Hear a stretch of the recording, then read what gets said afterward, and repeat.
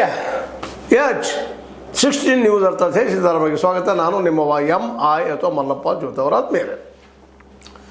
ನಿಜವಾಗಿಯೂ ಸಿದ್ದರಾಮಯ್ಯನವರು ಕುರ್ಚಿ ಬಿಡ್ತಾರ? ದೊಡ್ಡ ಪ್ರಶ್ನೆ. ಒಂದು ಕಡೆಗಿಂತ ಡಿ ಕೆ ಶಿ ಅವ್ರನ್ನ ಆಗಲೇಬೇಕು ಒಂದು ಬೆನ್ನತ್ತು ಬಿಟ್ಟಿದ್ದಾರೆ. ಈಗಾಗಲೇ ಹೈಕಮಾಂಡನ್ನು ಒಪ್ಪಿಸಿದಂಗೆ ಕಾಣ್ತಾ ಇದ್ದಾರೆ. ಆದರೆ ಹೈಕಮಾಂಡ್ ಒಪ್ಪಿದಂಗೆ ನಾವೇನು ಗ್ಯಾರಂಟಿ ಇಡಲಿಕ್ಕೆ ಸಾಧ್ಯ ಇಲ್ಲ. ಆದರೂ ಅವ್ರನ್ನ CM ಈಗಾಗಲೇ ಹಿಂದಿನ ಎಪಿಸೋಡ್ಗಳಲ್ಲಿ ಹೇಳಿದಾಗ ಅವರಿಗೆ 2028ರಲ್ಲಿ ಕಾಂಗ್ರೆಸ್ ಅಧಿಕಾರಕ್ಕೆ ಬಂದರೆ ಡಿ ಕೆ ಶಿ ಅವ್ರನ್ನ CM ಮಾಡ್ತೀನಿ ಅನ್ನೋ ಭರವಸೆ ಬೇಕಾಗಿದೆ. ಈ ಸದ್ಯ ಸಿದ್ದರಾಮಯ್ಯನ ಕಿತ್ತು ಹಾಕ್ಬೇಕಂತ ಇಲ್ಲ. ಇದೇ ಸಂದರ್ಭದಲ್ಲೇ ಸಿದ್ದರಾಮಯ್ಯ ಬೆಂಬಲಿಗರಿಗೆ ಇವರ ಮುಂದುವರಿಬೇಕಾಗಿದೆ. ಈ ಬೆಂಬಲಿಗರು ಸಿದ್ದರಾಮಯ್ಯ ಮುಂದುವರಲಿ 2028ರವರೆಗೆ, ಆಮೇಲೆ ಅದು ಏನಾಗ್ತದೆ ನೋಡೋಣ ಅಂತ ಇವರು. ಈ ಸದ್ಯದಲ್ಲಿ ಏನಾದರೂ ಬದಲಾವಣೆ ಆದರೆ ಡಿ ಕೆ ಶಿ ಅವರಿಗೆ ನಿಶ್ಚಿತವಾಗಿ ಹೈಕಮಾಂಡ್ ಮಾಡ್ತದೆ. ಹಾಗೆ ತಪ್ಪಿಸ್ಕೊಳ್ಳೋದು ಹೇಗೆ ಅಂದಾಗ KN ರಾಜೇಂದ್ರ ಮಾತಾಡ್ತಾರೆ, ಮತ್ತೊಬ್ಬರು ಮಾತಾಡ್ತಾರೆ, ಯಾರೆಲ್ಲ ಹೇಗೆ ಕೊಡ್ತಾ ಇದ್ದಾರೆ, ಎಲ್ಲ ಬಗೆಹರಿಸ್ತಂತ ಹೇಳ್ತಾ ಇದ್ದಾರೆ. ಪಟ್ಟಣ ಆಗಿರ್ಬೋದು, HD ರಂಗನಾಥ್ ಅವರು ಆಗಿರ್ಬೋದು. HD ರಂಗನಾಥ್ ಅವರು ಡಿ ಕೆ ಶಿ ಪರ ಅನ್ನೋದು ನಿಮಗೆ ಗೊತ್ತದ. ಪಟ್ಟಣ ಅವರು ನಮ್ಮ ಸಿದ್ದರಾಮಯ್ಯ ಪರ ಅಂತ ಗೊತ್ತದ. ಅದಕ್ಕೆಲ್ಲ ದಿನೇಶ್ ಗುಂಡೂರಾವ್ ಅವರು ಮೃದಂಗಮ್ ಇದ್ದಾಗ ಎತ್ತು ಬರ್ತದೆ ಅದು ಹೊಡೆದು ಹೋಗುವಂಥದ್ದು. ಹೀಗಾಗಿ ಜೋರ್ದಾರ್ ಹೇಳೋದು. ಇಂಥ ಸಂದರ್ಭದಲ್ಲಿ KN ರಾಜೇಂದ್ರ ಬಂದಿಲ್ಲ, ಸೇಮ್ ಪಟ್ಟು ಬಿಡಂಥೇಳಿ ರಾಹುಲ್ ಗಾಂಧಿ ಅವ್ರು ಹೇಳಿ ಬಿಡ್ತಾರೋ. ಇನ್ನೊಂದು ಕಂಡೀಷನ್ ಹಾಕ್ತಾರೆ ಅದ ಸಂದರ್ಭದಲ್ಲ, ದಲಿತ CMನ ಮಾಡಬೇಕು ಅಂತ. ಸ್ವತಂತ್ರವಾದ ಮೀಡಿಯಾಗೆ ಬೇಕಾಗಿರುವುದು ಸ್ವತಂತ್ರ ಧ್ವನಿ. ಆ ಸ್ವತಂತ್ರ ಧ್ವನಿ ಉಳಿಸಲು ನೀವು ಮಾಡಬೇಕಾದದ್ದು ಇಷ್ಟೇ. ಅದೇನಪ್ಪಾ ಅಂತಂತಂದ್ರೆ ನಿಮ್ಮ ಕೈಲಾದಷ್ಟು ಸಹಾಯ ಈ ಚಾನಲ್ಗೆ ಮಾಡಿ ಹಾಗೂ ನಿಮ್ಮ ಧ್ವನಿಯನ್ನು ಕಾಪಾಡಿಕೊಳ್ಳಿ. ಇದು ಯಾಕೆ ಕಂಡೀಷನ್ನು? ಇಲ್ಲೇ ಇರೋದು ರಾಜಕೀಯ ತಂತ್ರಗಾರಿಕೆ. ಯಾಕಂತಂದ್ರೆ ಸಿದ್ದರಾಮಯ್ಯನವರು ಒಂದು ವೇಳೆ ಇಳಿದ್ರೆ ಈ ಸದ್ಯದಲ್ಲೇ ಡಿ ಕೆ ಶಿ ಪಟ್ಟಕ್ಕೆ ಏರ್ತಾರೆ. ಪಟ್ಟಕ್ಕೆ ಏರಿದ್ರಪ್ಪ ಅಂತಂದರೆ ಉಳಿದವ್ರಿಗೆ ಪಟ್ಟ ಇಲ್ಲ. ಸತೀಶ್ ಅವ್ರಿಗಾಗಿರ್ಬೋದು, ನಮ್ಮ S ಮಾದೇವಪ್ಪನವ್ರಿಗಾಗಿರ್ಬೋದು, ಉಳಿದವ್ರಿಗಾಗಿರ್ಬೋದು, ಅಥವಾ ಮತ್ತಾರು ಇವತ್ತಿನ ಸೀನಿಯರ್ಸ್ ಆರ್ ಜೂನಿಯರ್ಸ್ ಯಾರಿಗೂ ಇಲ್ಲ. ಅದು ಭಯ ಅವ್ರಿಗೆ ಕಾಡ್ಲಿಕ್ಕತ್ತಿದ್ದಾರೆ. ಯಾಕಂದರೆ 2022ರಲ್ಲಿ ಸತೀಶ್ ಅವರು ನಾನು ಟಾವೆಲ್ ಹಾಕಿದ್ದೀನಿ ಅಂತ ಹೇಳ್ತಾ ಇದ್ದಾರೆ. ಅದಕ್ಕೆ ಅಲ್ಲಿವರೆಗೆ ಹೋಗ್ಬೇಕು. ಈ ತಂತ್ರಗಾರಿಕೆಯನ್ನು ಮಾಡಿದ್ದಾರೆ. ಏನಪ್ಪ, ಒಂದು ವೇಳೆ ಸಿದ್ದರಾಮಯ್ಯನ ಇಳಿಸುವಂಥ ಪ್ರಸಂಗ ಬಂತು ಅಂದ್ರೆ ನಮ್ಮ ದಲಿತ CM ಪರಮೇಶ್ವರ್ ಅವರಿಗೆ ಲಕ್ ಜಾಕ್ಪಾಟ್ ಇದನ್ನು ಮುಂದೆ ಇಡ್ತಾ ಇದ್ದಾರೆ ದಾಳ. ಇದಕ್ಕೆ ದಾಳ ಡಿ ಕೆ ಶಿ ಅವರು ಇಲ್ಲ ಅನ್ನೋದು ಗೊತ್ತದೆ. ಯಾಕಂದ್ರೆ ಹಿಂದೂ ಕಡೆ ರಾಹುಲ್ ಗಾಂಧಿಯವರು ಒಲವದ ಮತ್ತು ರಾಷ್ಟ್ರ ಮಟ್ಟದಲ್ಲೇ ಒಂದು ಸಂದೇಶ ಹೋಗ್ತದೆ. ಹೌದಪ್ಪ, ದಲಿತರ ಪರ, ಹಿಂದುಳಿದವ್ರ ಪರ, ಬಿದ್ದವರ ಪರ ಅನ್ನುವಂಥ ಒಂದು ಮೆಸೇಜ್ ಹೋಗೋದ್ರಿಂದಾಗೆ ಇದು ಡಿ ಕೆ ಶಿ ಅವರಿಗೆ ಏನಪ್ಪ ಅಂದ್ರೆ ಅಡ್ಡಗೋಡೆ ಆಗ್ತದೆ ಅನ್ನೋದು ಒಂದು ಸ್ಪಷ್ಟವಾದ ನಿಲುವು. ಒಂದು ಕಡೆ ಸಿದ್ದರಾಮಯ್ಯರು ಅವರು ಅತ್ಯಂತ ಅವ್ರ ಬಂಟರು KN ರಾಜೇಂದ್ರ ಹೇಳ್ತಾರ, ಇಲ್ಲ ಸಿದ್ದರಾಮಯ್ಯನವ್ರು ರಾಜೀನಾಮೆಗೆ ತಯಾರಿದಾರಪ್ಪ, ನಾವೇ ಕುರ್ಚಿ ಆಶೆದವರಲ್ಲ ಅನ್ನುವಂಥ ಮೆಸೇಜ್ ಕೊಡೋ ಪ್ರಯತ್ನ ಮಾಡಿದರೆ, ಇನ್ನೊಂದು ಕಡೆಗೆ ಒಂದು ವೇಳೆ ಅವ್ರು ಬದಲಾಯಿಸಿದ್ರೆ ದಲಿತರನ್ನು ಮಾಡ್ರಿ ಅನ್ನುವಂಥದ್ದು. ಅಂದರೆ ಒಟ್ಟಾರೆಯಾಗಿ ಡಿ ಕೆ ಶಿ ಅವರನ್ನು CM ಕುರ್ಚಿಯಿಂದ ದೂರ ಸರಿಸಿಡುವಂಥ ಕೆಲಸ. ಸಿಂಪಲ್ ರಾಜಕೀಯ, ಎಲ್ಲರಿಗೂ ಅರ್ಥ ಆಗ್ತದೆ. ಹೌದಪ್ಪ, ಇದು ಇಷ್ಟ ಐತದಂತೆ. ಅದ್ರ ಜೊತೆಗೆ ನಾನು ಮಾಡಿದ್ದೀನಿ ಮತ್ತೇನು ಮಾಡಿದ್ದೀನಿ ಸಾಗಪ್ಪ ಅನ್ನೋ ಮನಸ್ಥಿತಿ ಒಳಗೆ ಇವತ್ತು ಸಿದ್ದರಾಮಯ್ಯನವರು ಇಲ್ಲ. ಅವ್ರೇನು ನಿರಾಸಕ್ತಿ ಅದ ಹಾಗೆ ಹೀಗೆ ಏನೋ ಒಂದಿಷ್ಟು ವಿಚಾರಗಳು ಬಿಡ್ತಾ ಇದ್ದಾರೆ. ಅವರ ಪರ ಇದ್ದಂಥದ್ದು ಇಲ್ಲ. ಅವರಂತೆ ಅಗ್ದಿ ಶತ್ರುಗಳಿದ್ದಾರೆ, ಈಗೂ ಆಗ್ತದೆ ಅಂತ ಹೇಳ್ತಾರೆ. ಅವ್ರಿಗೆ ಯಾವುದೋ ಭಾರ ಇಲ್ಲ. ಹೌದು, ಪ್ರತಿ ವರ್ಷ ಪ್ರತಿ ತಿಂಗಳು ದುಡ್ಡು ಕೊಡಿಸ್ಬೇಕು, ಮಾಡಬೇಕು, ಇವೆಲ್ಲ ಗ್ಯಾರಂಟಿ ಕೊಡಬೇಕು, ಅದನ್ನು ಮಾಡ್ತಾ ಇದ್ದಾರೆ ಅವರು. ಅವ್ರೆಲ್ಲ ಶಕ್ತಿ ಅದ, ಮತ್ತು ಅಲ್ಲಿ ಅಷ್ಟು ಉಳಿತಾಯ ಇದೆ, ಟ್ಯಾಕ್ಸು ಸಾಕಷ್ಟು ಕೊಡ್ತದೆ. ಸ್ವಲ್ಪ ಭಾಗನ ತಿನ್ನುವುದರಲ್ಲಿ ಕಮಿಷನ್ದಲ್ಲಿ ದುಡ್ಡನ್ನು ಈ ಕಡೆ ಹಂಚಿದ್ರೆ ಆಗ್ತದೆ ಅನ್ನುವಂಥ ಅನುಭವದಿಂದ ಮತ್ತು ಒಂದಷ್ಟು ಒಳ್ಳೆಯ ಮನಸ್ಸುಗಳು ಮಾಡೋದ್ರಿಂದ ಆಗ್ತೈತೆ ಅಂತ ಅವ್ರಿಗೆ ಗೊತ್ತು. ಅದ್ರ ಬಗ್ಗೆ ಏನು ಭಯ ಇಲ್ಲ. ಅವ್ರು ಕೆಲವೊಂದು ಮೀಡಿಯಾಗಳು ಮಾತಾಡ್ತಾ ಇದ್ದಾರೆ, ಇಲ್ಲ ವಯಸ್ಸಾಯಿತು ನಿರಾಸಕ್ತಿ ಹಾಗೇನಿಲ್ಲ. ನೀವು 2022ಕ್ಕೆ ಮತ್ತೆ ಅಧಿಕಾರ ಕೊಟ್ಟರೆ ಮತ್ತೆ ಮಾಡ್ತಾರೆ ಅವರು. ಅವ್ರ ಮನೋಸ್ಥಿತಿ ಸಹಜವಾಗಿ ಎಲ್ಲರಿಗೂ ಗೊತ್ತಾಗುವಂತ. ಬಿಡಬೇಕಾದ್ರೆ ಅಂದ ಬಿಡ್ತಿದ್ರು ಅವ್ರು. ತೋಳಪ್ಪ ನಮ್ಮದು ದೇವರಾಜ್ ಅರಸ ರೆಕಾರ್ಡ್ ಬ್ರೇಕ್ ಮಾಡಿದ್ದೀನಿ, ನೀವು ತೊಗೊಂಡು ಹೋಗಪ್ಪ ಅಂತೇಳಿ ಡಿ ಕೆ ಶಿ ಅವ್ರು ಬಿಡ್ತಿದ್ರು.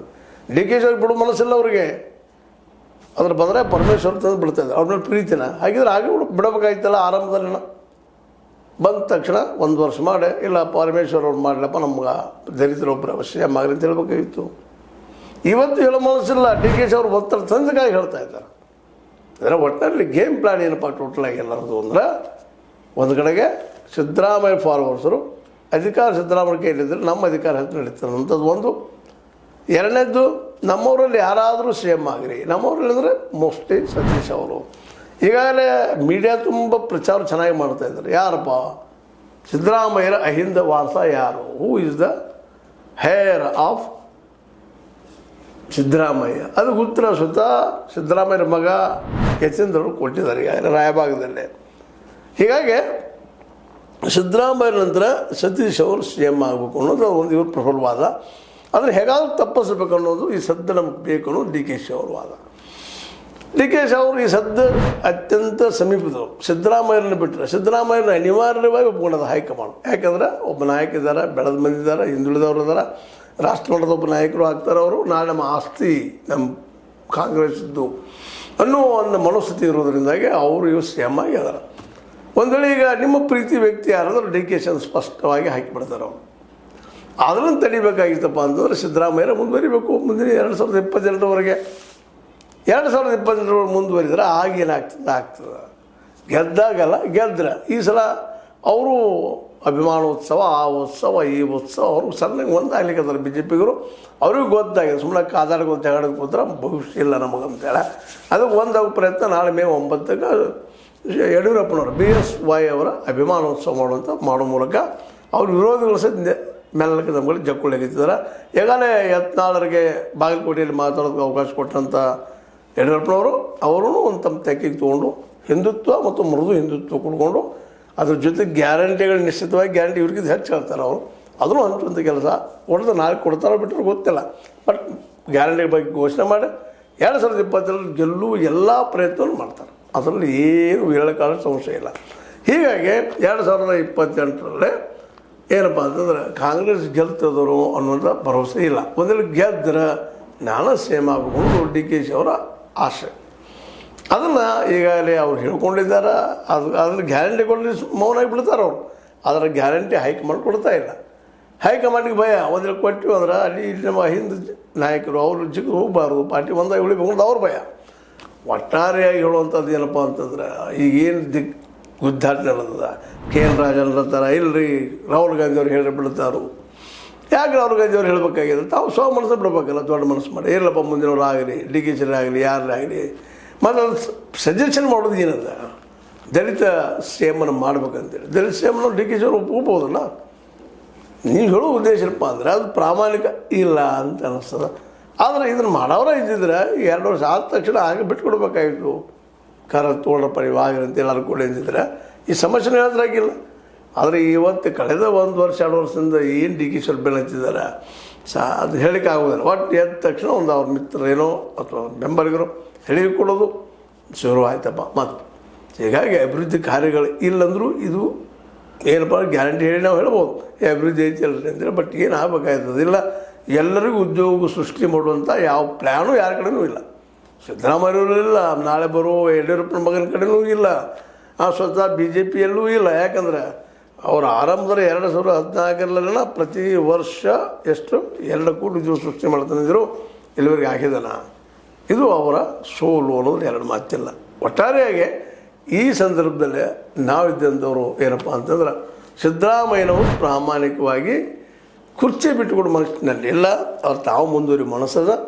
ಮತ್ತು ಜೊತೆಗೆ ಅವ್ರ ಜೊತೆಗಾರರಿಗೆ 2028ರವರೆಗೆ ಸಿದ್ದು ಅಥವಾ ಸಿದ್ದರಾಮಯ್ಯರಿದ್ರೆ ನಮಗೆ ನಿಶ್ಚಿತ ಕುರ್ಚಿ ಅವ್ರಿಗೆ ಏನು ಮಾಡಿ ಇಸು ಕೊಡ್ತಾರ ಅಂತ ವ್ಯಕ್ತಿತ್ವದ ಅಂತೇಳಿ. ಅದೇ ಕಾಲಕ್ಕೆ ಭಯ ಡಿ ಕೆ ಶಿ ಅವರಿಗೆ, ಇದನ್ನು ಬಿಟ್ಟು ನನ್ನ ಕೈಗೆ ನಾ ಎಂದೂ ಇನ್ನು ಸೇಮ್ ಆಗೋದಿಲ್ಲ, ಆದರೆ ಈಗ ಆಗಬೇಕು, ಒಮ್ಮೆ ಆದ್ಯಪ್ಪ ಅಂದ್ರೆ ಅದು ಬಿಡೋದಿಲ್ಲ ಅನ್ನೋದು ಮನಸ್ಥಿತಿಗೆ ಅವರಿದ್ದಾರೆ. ಒಟ್ಟಾರೆ ಈ ಗದ್ದಲದಾಗ ಜನಸೇವೆ ಎಷ್ಟಾಗ್ತದೆ ಗೊತ್ತಿಲ್ಲ. ಸತೀಶ್ ಅವರು ಸಹ ಸಾಕಷ್ಟು ಪ್ರಯತ್ನ ಮಾಡ್ತಾಯಿದ್ದಾರೆ ಇದನ್ನ ಹೇಗಾದ್ರು ತಪ್ಪಿಸ್ಬೇಕು ಅಂತೇಳಿ.